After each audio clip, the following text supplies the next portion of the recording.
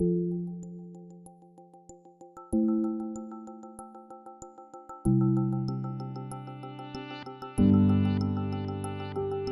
think there's a couple things. I think you always have to challenge your team on where you're looking for talent. You have to make sure that those opportunities are put out there so that you can get some of the most diverse candidates to even be interested. Diversity and inclusion has to be part of your culture and should be one of your core values. It shouldn't just be something that you check off a box. It's something that you should live and breathe.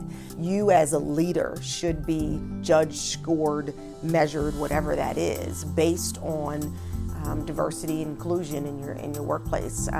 We create an environment and also opportunities where folks can connect on a personal level. Once they get to know one another on a personal basis, it then transcends into the work environment. The other thing too is big is our open office environment. That has really fostered collaboration and a lot more bonding together.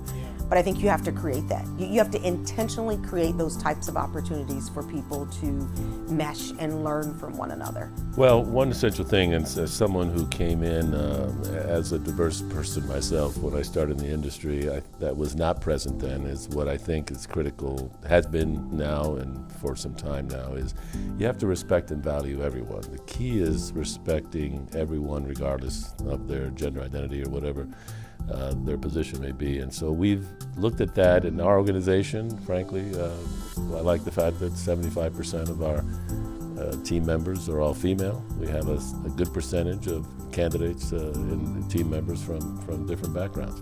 When you have diversity, I think it's important to put teams together. It's very easy to say, that person doesn't look like me, so therefore, they don't have my capabilities. And you begin seeing the capabilities that different people have, and you can begin accepting. I mean, I have personally come so far in 20 years when it comes to diversity. I remember back 25 years ago, we all looked alike. And now I look at the workforce and I have brilliant people who come from other countries, who are African American, who are Hispanic, who are gay, lesbian, brilliant people. And you begin to lose that. And plus we're global. It used to be pretty easy that we could all, work in the United States and all look and be somewhat alike. Now we're doing business all over the world, and if you want to succeed, you've got to be able to go somewhere like China and do a job, and go to Brazil or have someone from Brazil come here. And if you don't have that capability and that diversity, you can't succeed in these markets, because you really have to understand the culture, the way of doing business in a certain area. If you've got an organization that everybody looks the same, you're losing out, I guarantee you, in a global marketplace. Several years ago, I had a responsibility to have minority and women-owned businesses be very much involved in the construction of the American Airlines Center. And so I hired a gentleman who had been somewhat of an activist as it relates to race relationships within the community. He made the comment that, diversity is a little bit like a salad. There's a lot of different pieces that go into it to make it, and yet the salad can be very, very good. And without that diversity, it's somewhat bland. We have to speak to such a wide range of communities. I use that in the broadest sense, which is demographic, psychographic, ethnic, everything else. We have to be able to speak with those voices. And I said the only way you can speak with those voices is not just to understand that there's a difference, but to actually understand the differences. I look at the workforce I have, the privilege of calling colleagues at Brand USA, it's the most diverse workforce I've ever been around. And we are benefiting immensely because we have that diversity, and you got to have people that not just understand that, but also can do it with authenticity. Our team is like a community, and as a community we bring different perspectives, different genders, different generations, and what we try to do, and we put a lot of effort, and that's my guidance in that aspect, is to make sure that people understand that we are all different, but we can, at some point, understand what we are, from where we're coming from, especially us. We are a minority, as a matter of fact, labeled as a minority. So it's important that everybody knows exactly, when you get to that point, your leadership and everybody in the organization, including your stakeholders, understand the fact and jump in and work with you. We build that on purpose. We bring differing opinions to the table because we want to come up with the best ideas and the best outcomes. And so we encourage that, and we talk about it openly. We talk about why we build a team of diversity. We talk about why we want differing opinions. and why we need to be respectful of that. We hold annual team retreats and team building to make sure that we are developing relationships. We do want to make sure that everyone understands that there is a requirement and an expectation that there is an environment of respect. Who's ever running an organization, you know, whether it's a CEO or whether it's a board-driven organization, you've got to make it a priority. And a lot of people talk about being inclusive and they talk about having diversity and they want a balanced team.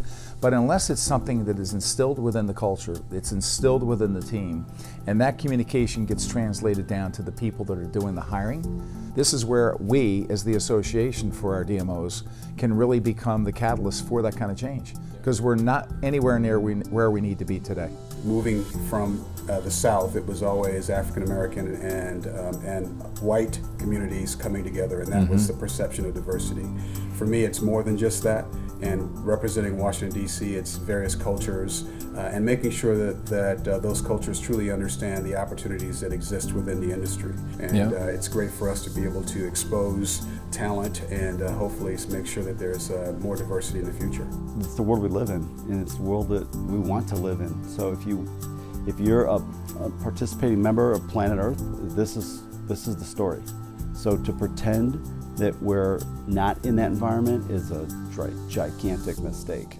I think it's back to communicating the common goal and recognizing that we are a reflection of what we do. And so, and once you can make that connection, I think some of those barriers naturally break down. That's probably been the thing about this industry that I like the most, is we are sort of a microcosm of the greater world. We reflect a diversity in our industry that some industries don't.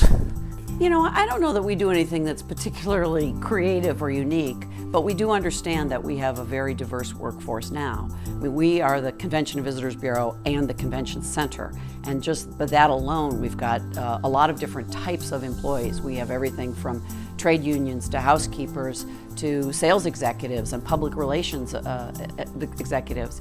And so everybody has a different skill set, and there are subcultures within our organization. Our HR department is really, really good about coordinating events that are team building, that cross those cultures, that bring different generations together and different skill sets, and people that have offices in different parts of our organization to make sure that they blend well.